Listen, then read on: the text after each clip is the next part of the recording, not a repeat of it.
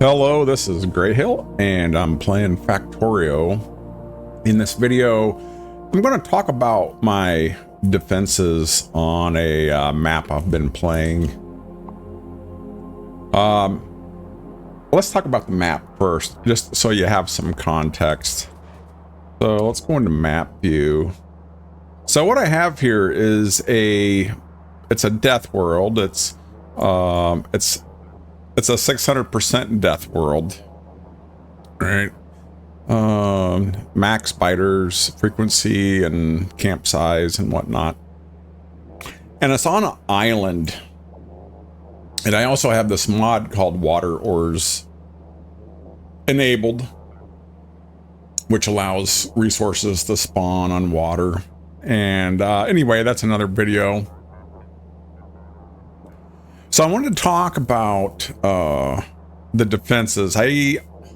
So setting up this outer wall right here was one of the first big projects I had after, I don't know, launching the rocket or getting, I think I had launched the rocket. And when I began working on that, I had managed to get, let's see if we can find the outlines of it. So if you look down here, I kind of memorialized my rocket launching boundaries with this. There was walls, flame turrets, whatnot here. So that basically goes around this and comes down here. This was like all mostly empty, but much of the time getting up to, say, production and utility science was just within this rectangle right here. This was all of my starting patches. It's gone, mostly gone now. So anyway, so yeah, first big project was to go out, and so all of this area was entirely carpeted by biters like this, right? So I had to go clear that out. I used some sort of like, I guess what I'd call kind of like temporary turret outposts that I could like plop down, build, clear an area, and then I would move it farther. Throughout that whole time, I've used one artillery train, and that's this train right here. So it's eight cars. I've recently installed the AAI industry, or AAI, what's it called? Say the name.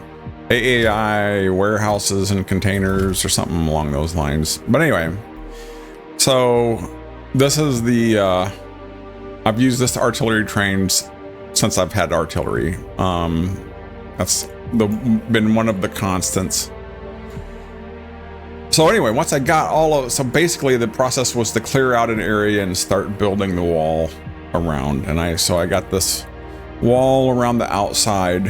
And since I built that wall, I've done a lot of other things. I've built a pretty substantial module factory, right? It's building Prod 3 and Speed 3 modules.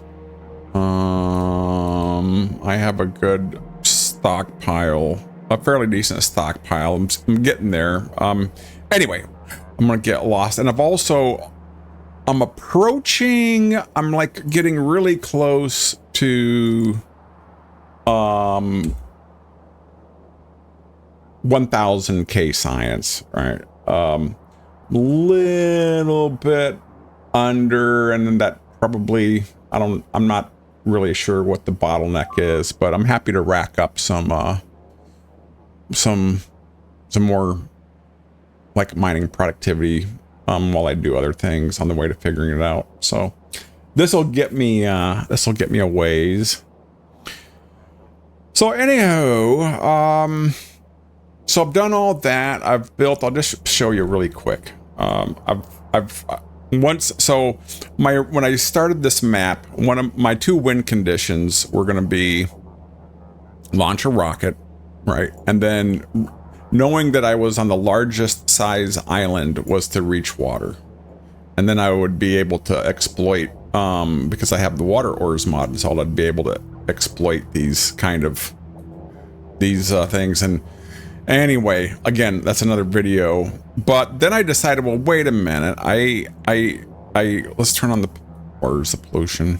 Okay, so there's my pollution cloud. So what I didn't want is pollution from this stuff coming and irritating these biters who would have no way to go get to it, because that, my understanding is that really like can mess up your UPS. So I decided I would go exploring a little ways and lay some track and go out farther and farther and see how far I had the patience to get away from my base. So I went and I went and I went. And I kept going and I kept on laying track, and I finally got out here, and I can't remember what I decided was the reason for stopping, but I managed to make it out here.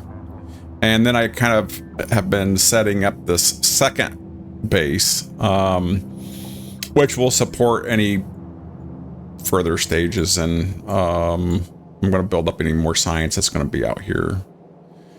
So anyway, all of this I've built while I'm telling you all that to tell you this. So all of that stuff I have built, I've gotten, I've went out and built the second base out on the water and gotten that process going. I've gotten up to 990-ish science per minute. I've burrowed out, to the coast and whatnot. That entire time this wall's been standing, and it's been defending my base fine, lasts a long time,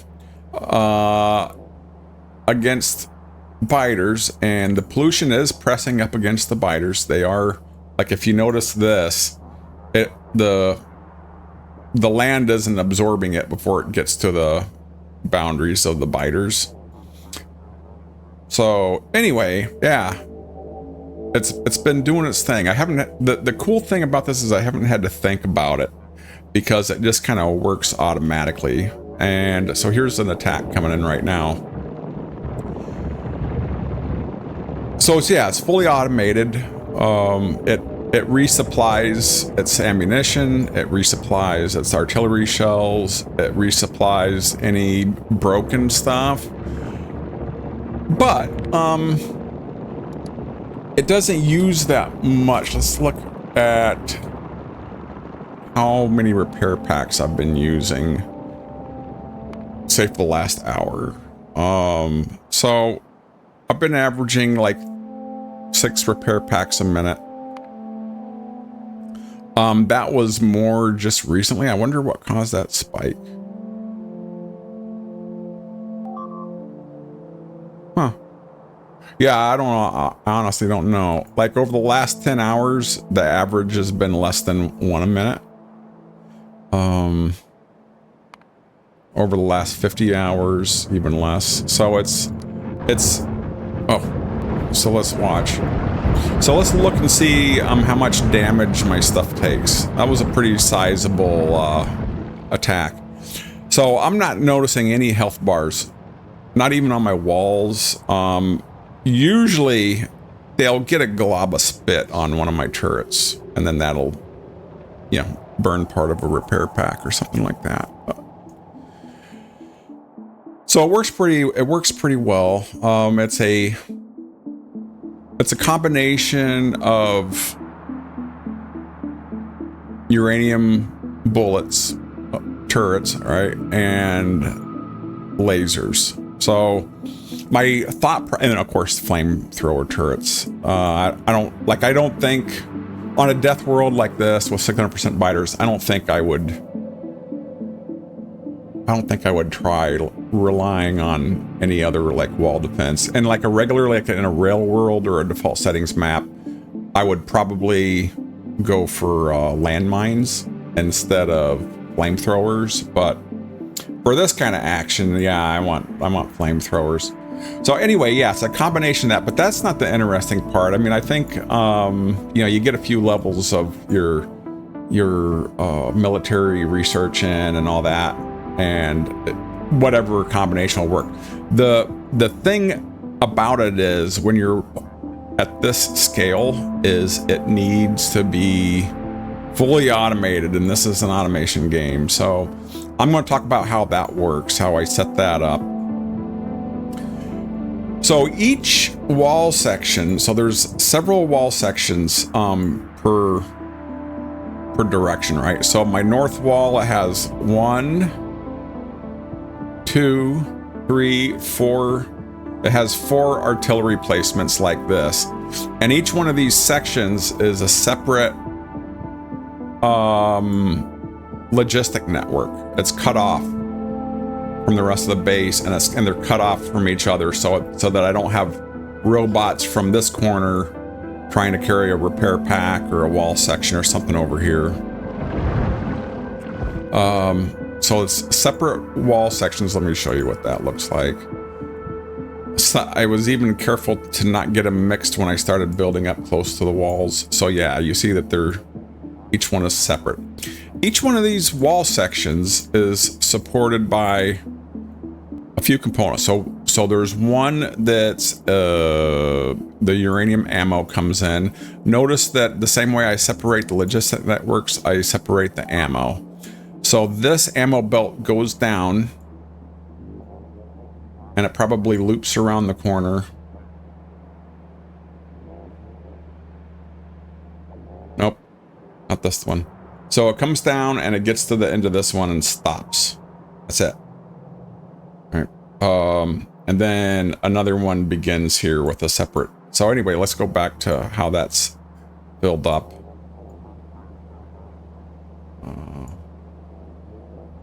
So a train comes here. So this is the concept that will, if you're not familiar with how the what do you call it, logistic network stuff works, this is kind of like a primer, and it's easier to explain when there's just one thing, right? So here's a regular old steel box. It has 602 ammo magazines in it. That box is wired to a decider combinator. That decider combinator says if there's less than 600 of those magazines, then output this signal L1, right? You see that this output goes to the train station. The train station is set to, I got this box here checked, set train limit. This shows up as soon as you attach a wire to it. And the train limit signal it specifies as L, right? So that's why the L1. So whenever this gets below 600, right now it's, oh, it must have gotten below 600 at some point. Yeah, see there it did. So it called the train, I don't know how, like, I looked at this a couple minutes ago. I thought it was like at 602. So I don't know where those went live while I was on video. But anyway, so it called the train. It fills it up to,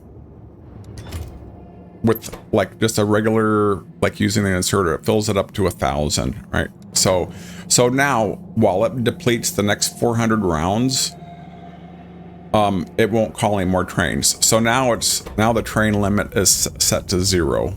It's not calling any trains. So that's how that works. That's the basics of how it works. It's really easy to set up. It becomes more complicated when, so say they do manage to take a chunk out of my walls somehow, right? So say they burn down a wall section from time to time, or hit some of my pipes, or mash up some of my turrets. So these work similarly. This is a big map, so the save file is pretty big. So these work similarly.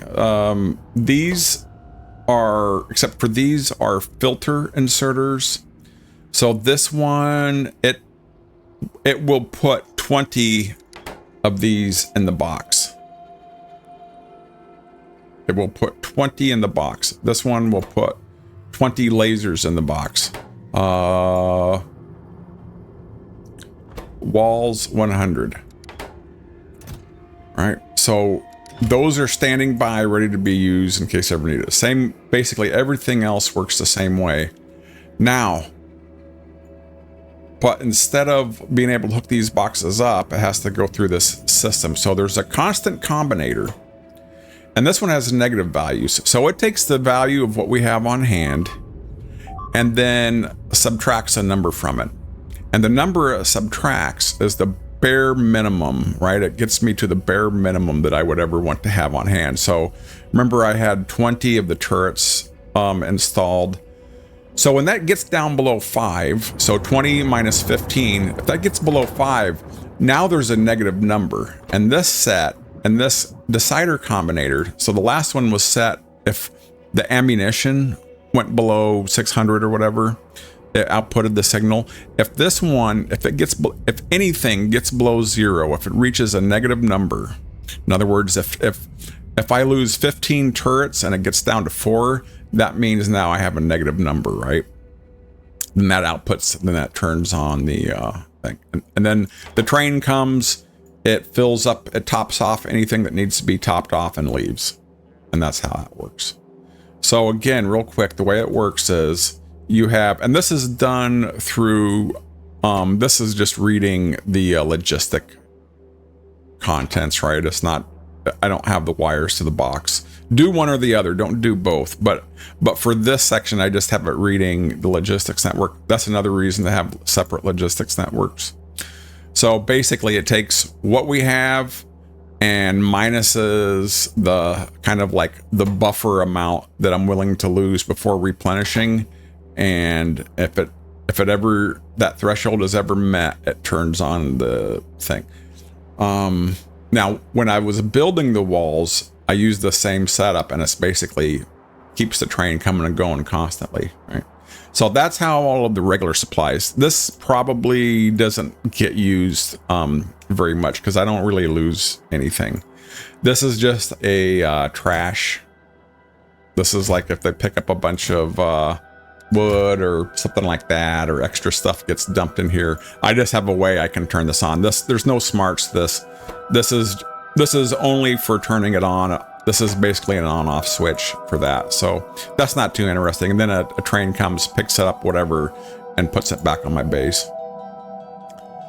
Okay, so here's the star of the show. This one works similarly. These are 8 permanent turrets. Now these permanent turrets, they hold 5. They'll hold more, but when they're auto-loaded from inserters, they go up to 5. And then behind it is a steel chest with 20, right? So the inserter, when it unloads the artillery train, it knows to put 20 in the box. Now these, unlike the one I just showed you, are all wired together, right? So each of these boxes is connected by a green wire.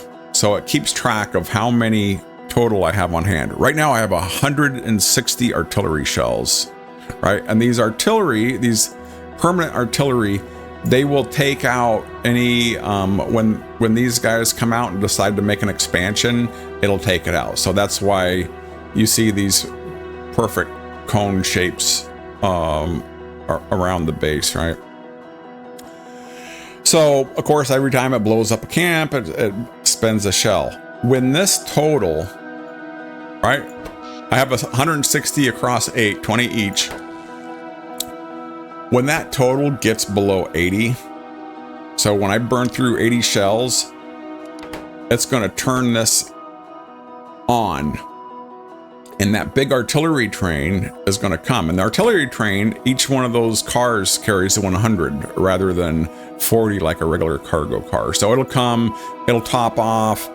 If there's still something in the area, it'll help blow it up and so on. But that is how that works. So since I set this up probably 40 game hours ago, 40 hours of game time, I don't know how long ago, maybe more. Anyway, a long time ago, I set this up, and that's what it's been doing. It's been keeping this clear. And I haven't bothered to put too many levels of range in because when I was using it to burrow through the carpet, I didn't really want it to go so far out to the sides. This, by the way, works the same. It's just a different blueprint. But all of the innards here works similarly, and it keeps both sides clear. So that, folks, is how my defenses work. Hopefully that kind of like, I don't know if this is like the optimal, if this is the best, but I've been super happy with how well it worked.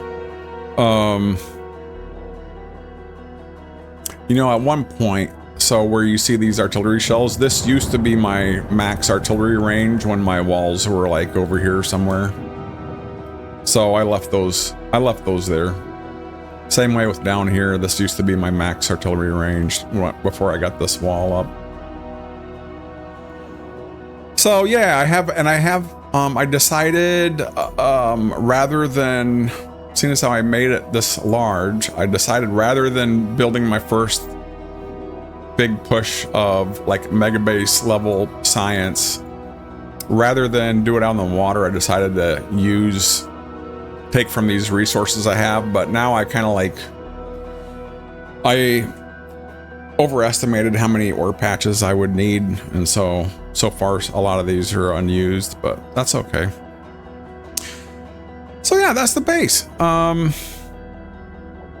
If this has been interesting for you, I'd really appreciate a comment. I'd be happy to answer questions, or I'd really love suggestions about, at this point, it's, as I'm making this video, it's kind of like going into the summer of 2024, and Factorio 2.0 is on the horizon.